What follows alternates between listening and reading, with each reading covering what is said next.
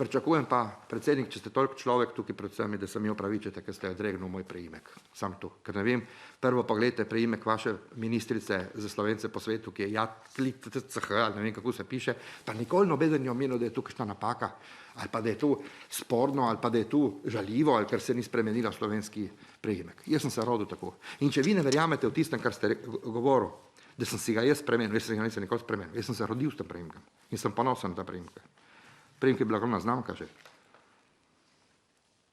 In tako dajte prvo doma razčistiti s priimki, pa lepo vas prosim, ne vem, če vas toliko moti moj priimek, pa ne vem zakaj. No. Se jaz bojim, da tole obkladanje z fašisti in fašizmom ni posledica epidemije, ne? Je precej starejše. Jaz se spomnim, ko sem bil v celici vojaškega zapora na Metelkovi junija leta 1988, je glavni preiskovalec vojaške tajne policije komentiral zborovanje na Kongresnem trgu, kjer je bilo, kot sem kasneje izvedel, 340 tisoč ljudi, z besedami, bil je zelo besen, z besedami, da po Ljubljanskem trgu zborujejo fašisti in da je očitno cel slovenski narod na tej poti, da pa nas je v Jugoslaviji samo 8%, in da tudi, če nas vse pobijejo ali iztrebijo, Jugoslavija zaradi tega ne bo bistveno slabša, oziroma bo malo manjša, ne bo pa bistveno slabša, bo mogoče celo boljša.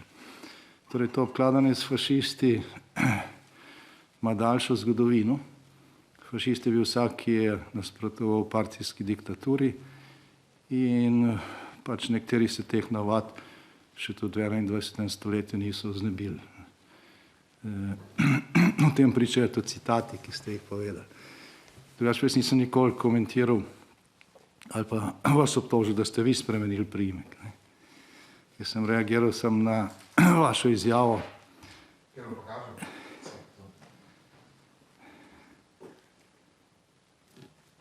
Ne vem, kaj mi kažete, ker ne vidim na to razdaljo.